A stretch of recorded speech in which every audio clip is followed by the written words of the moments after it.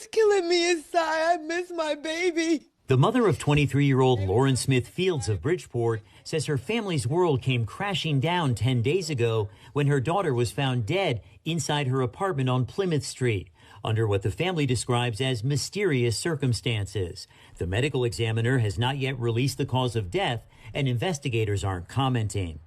Without a doubt, we know that my daughter was not a drug user, and I had a second autopsy myself.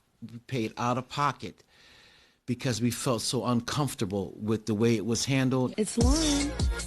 Hi guys, welcome back to my channel. Lauren was a familiar face to YouTube audiences. Her family says she had been a track star at Stanford High School and was now studying physical therapy at Norwalk Community College. A sweet child, they say, who had blossomed into a beautiful young woman who had the whole world at her feet. They say Lauren had met, quote, an older white man on the dating app Bumble, and it was he who alerted police to Lauren's death.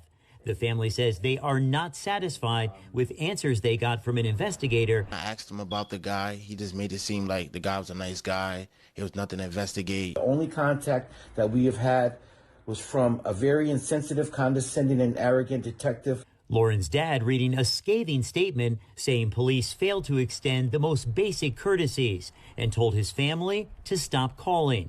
Councilwoman Maria Pereira says police owe Lauren's mom an apology. She sent a really well-written email, and I was shocked when just yesterday she told me she had not even received a response. A mom who's left to plan her daughter's funeral just days before Christmas says she's struggling to find a path forward. Life is not the same. I don't know who I'm going to be after this. In Bridgeport, Frank Recchia, News 12, Connecticut. Your heart just goes out to that family. The city of Bridgeport issuing this statement about the investigation. The Bridgeport Police Department takes these concerns very seriously.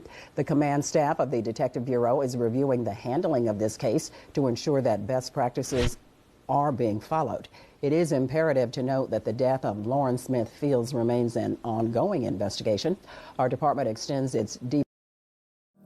Well, good evening, ladies and gentlemen, and welcome to another edition of Stand Beyond and Through with Monty. Yesterday, I brought you the tragic story of college student Lauren Smith Fields, who was murdered and found in her apartment after meeting an older white male on Bumble. Now, this particular story is very strange, very mysterious, with a lot of unanswered questions.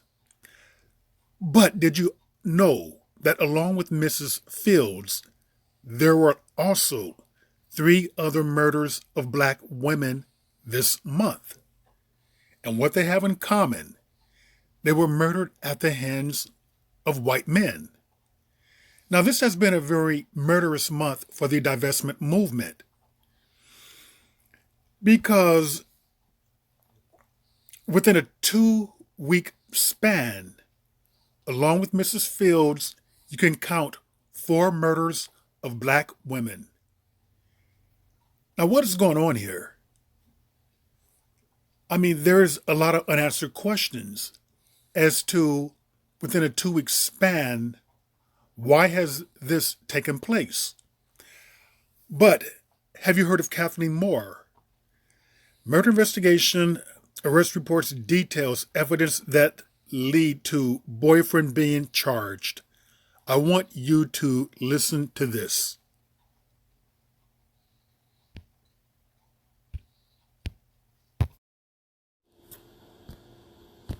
And the arrest of her boyfriend. The Pasco County Sheriff's Office arrested Colin Knapp for Moore's murder after finding bloodstained bedding and Moore's clothes in a dumpster at Knapp's work. They also finally located Moore's body in the woods not far from Knapp's home. 8 on your side's Jeff Patterson joins us from that house in Newport Richey. Jeff? Good evening, Stacey. Kathleen Moore has been described by friends as being the life of the party. She was a young woman who had a lot of friends, and tonight many of them will be out here in a short amount of time to hold a candlelight vigil in her honor.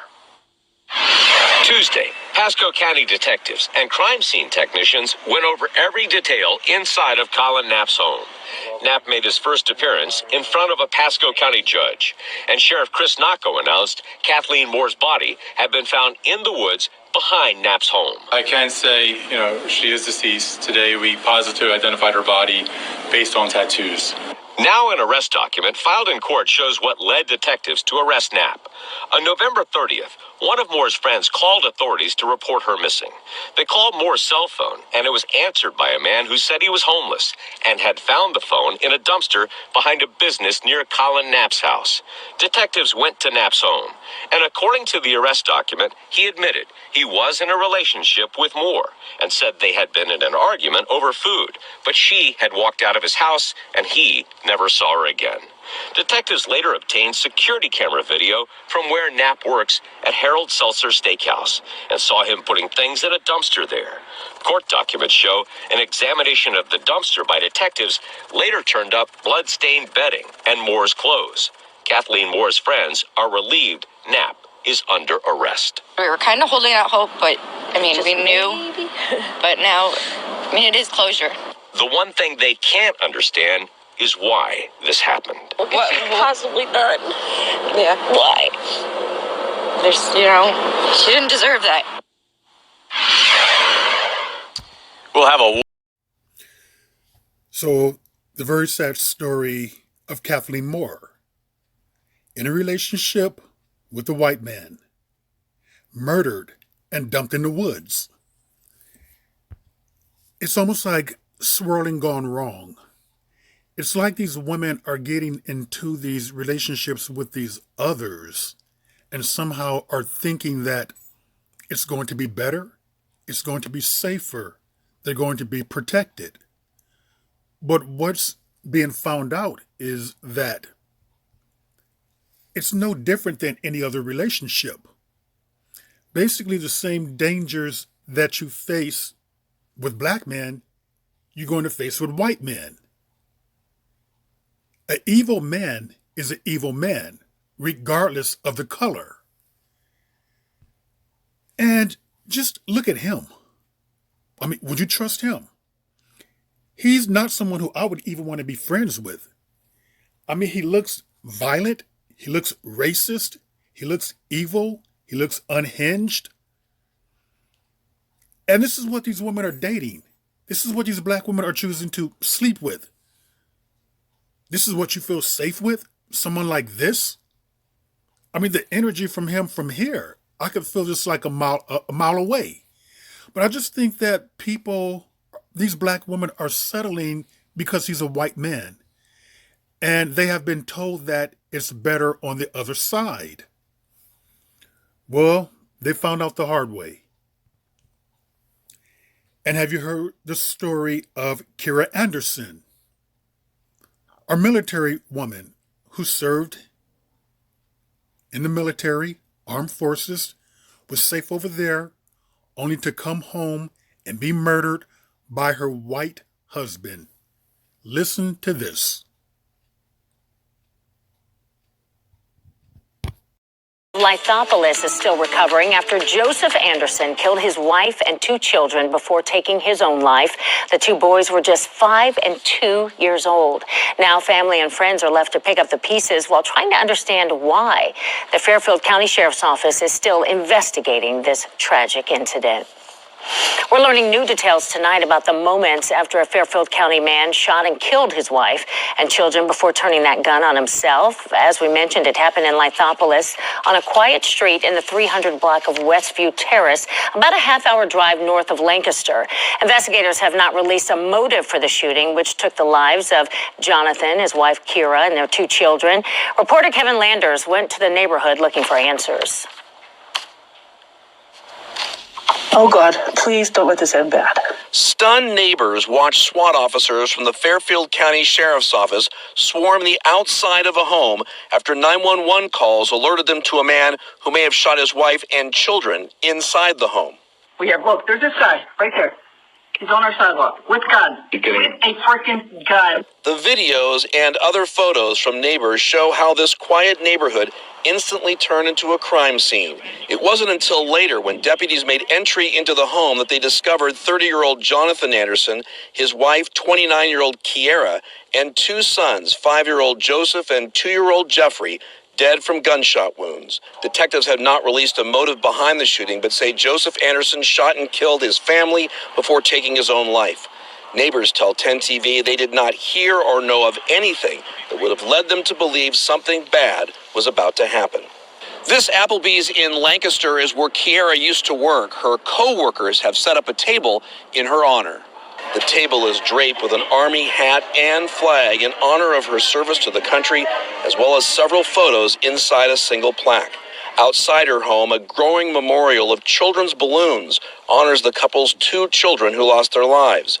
As the rest of the neighborhood prepares to celebrate Christmas, one family is left to mourn the loss of 4 people and wonder why this happened and could it have been prevented. Kevin Landers. Now, she served proudly in the military. She was safe over there, only to come home to be murdered by a man who should have protected her, who should have been her loving companion, who should have died for her.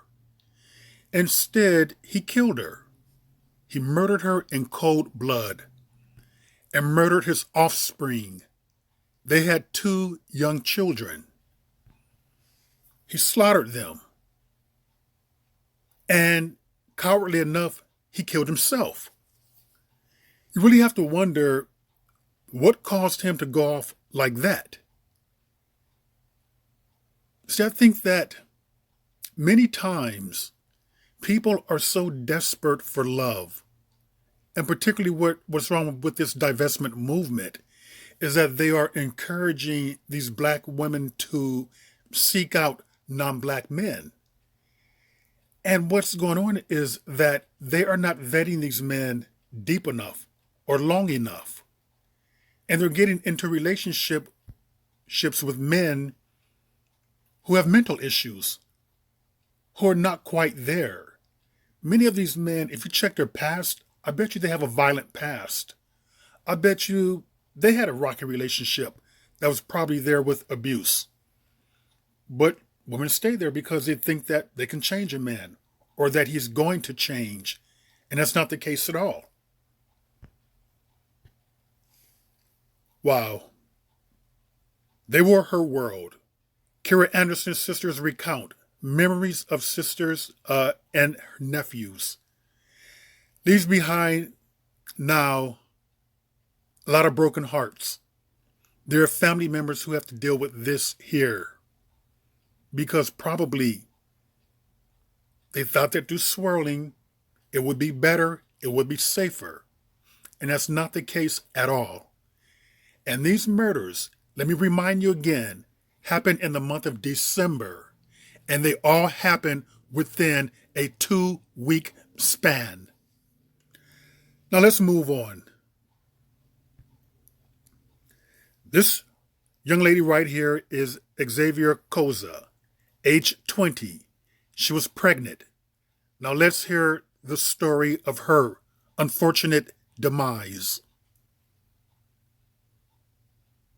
Thanks for joining us. I'm Chelsea Spears. New at noon, the people killed in a murder-suicide in Youngstown are now identified. The coroner says it was 19-year-old Philip Worley and 20-year-old Xavier Koza. A family member found them early Thursday at a home in Brownlee Woods. That 911 caller said Worley had shot his pregnant girlfriend, then himself. Police are still investigating. Such a very unfortunate incident. And this young lady here was 20 years old, pregnant at the time of her murder. And she was murdered by her boyfriend, Philip Worley, age 19. And, you know, these murders here, to some degree, I blame the divestment movement.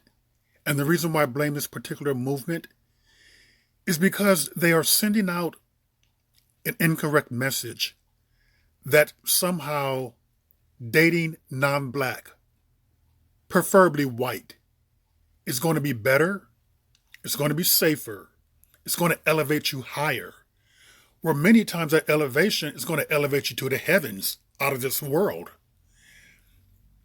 An evil man is an evil man regardless of the color. And if these women right here are having these great relationships with these men, it is not because they are white.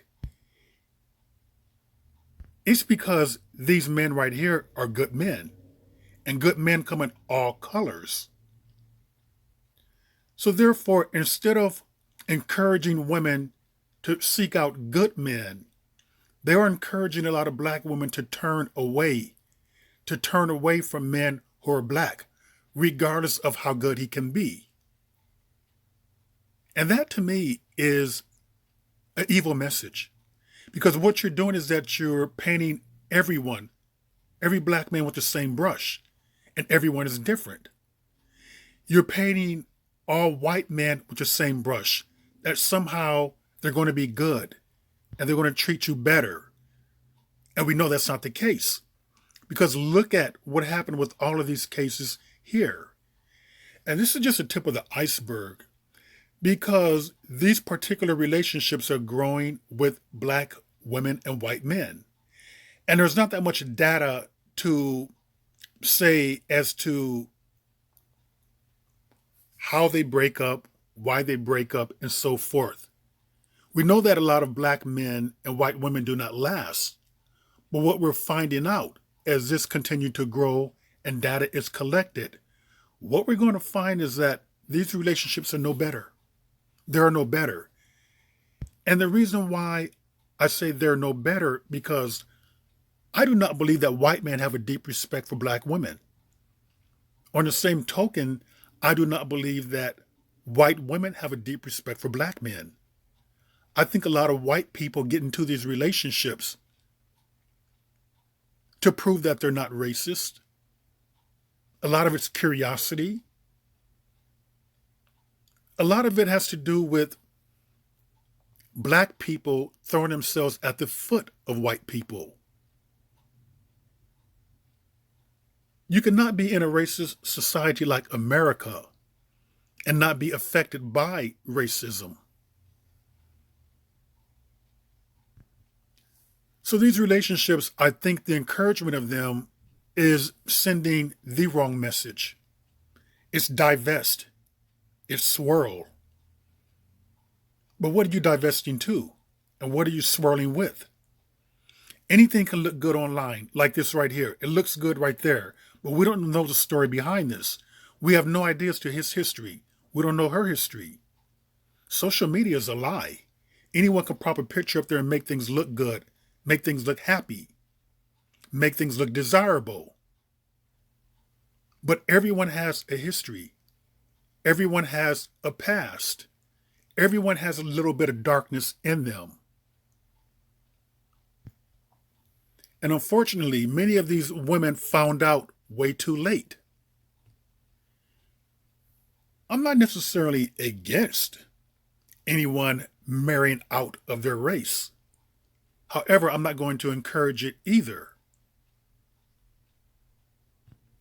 But I do encourage people to seek out good, the good in people. And don't be so quick to listen to what these women online are saying, because many of these same women who are encouraging this, they don't have a white man. They're single. They're angry and they're bitter at their experiences with black men. And they chose the wrong black men. Now they want to blame every black man for how they feel or the outcome of the relationship, instead of looking at their own fault and role in which they played in it. So in life, with relationships, proceed with caution. And hopefully you will have a great outcome, better than what these ladies had. But may they all rest in peace. And with that, ladies and gentlemen, that is another edition of Seeing Beyond and Through with Monty, and I will see you all beyond and through.